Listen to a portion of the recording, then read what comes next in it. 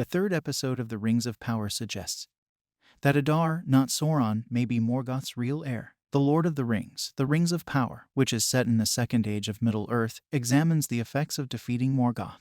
Morgoth, the first really wicked character in Middle-earth, might be compared to Lucifer, franchise created by R.R. Tolkien. Morgoth can be considered to be the cause of all the turmoil that befell Middle-earth because he was the one who persuaded Sauron to rebel against the Valar. The majority of Middle-earth thinks that battle is no longer necessary after Morgoth's demise hundreds of years ago. One exception is the elven warrior Galadriel, who has vowed to exact revenge on Sauron for the murder of her brother Finrod. She turned away from Valinor's paradise and nearly drowned in the wild waves before being transported to Enmenor. There, Galadriel quickly discovered that her worst fears had come true. The forces of evil had prepared for the possibility that Morgoth might be vanquished, with a selected successor who would start his conquest of Middle-earth in the Southlands. In order to hide their actions in the Southlands, the orcs have built a network of tunnels underground using slave labor. Galadriel naturally believes that Sauron, who was Morgoth's lieutenant during the First Age, is in charge of the orcs. However, it's very plausible that Sauron lost favor and that the unknown successor, who is purposefully left unidentified in the antiquated manuscripts that Galadriel discovers in the Enmenorian House of Law in The Rings of Power Episode 3, is actually a totally different person.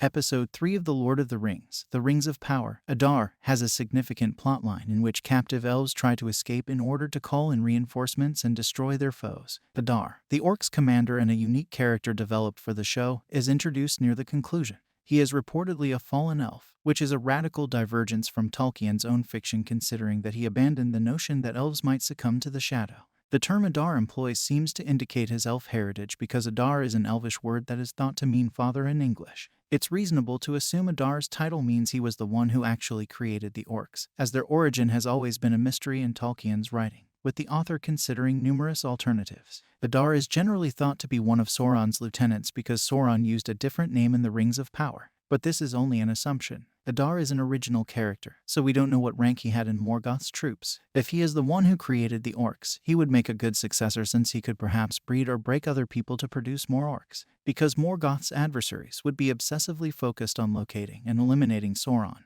he could act without danger of being discovered because he is already revered by many in his army. This would undoubtedly be a shocking turn of events, startling even people who were already familiar with J. The lore of R. Tolkien was surprised. However, it would give Sauron more room to grow his strength. Sauron might utilize his shape-shifting abilities to infiltrate the elves and work toward the creation of the Rings of Power while everyone's attention is diverted to Adar and his activities in the Southlands. This would fit well in with Tolkien's established narrative and might recast Sauron as a kind of opportunist who exploits his opponent's diversions and employs misdirection to further his own ends. Naturally, this does not imply that Adar's narrative is distinct from Sauron's. Adar will eventually be replaced by Sauron if he truly is Morgoth's actual heir. It would be interesting to see whether that occurs in The Lord of the Rings, The Rings of Power Season 1, or whether this conflict lasts for a number of more seasons as Sauron pursues his own goals behind the scenes while Galadriel and her armies concentrate on Adar's activities in the Southlands. It is obvious that there are many mysteries hidden in the Second Age of Middle-earth,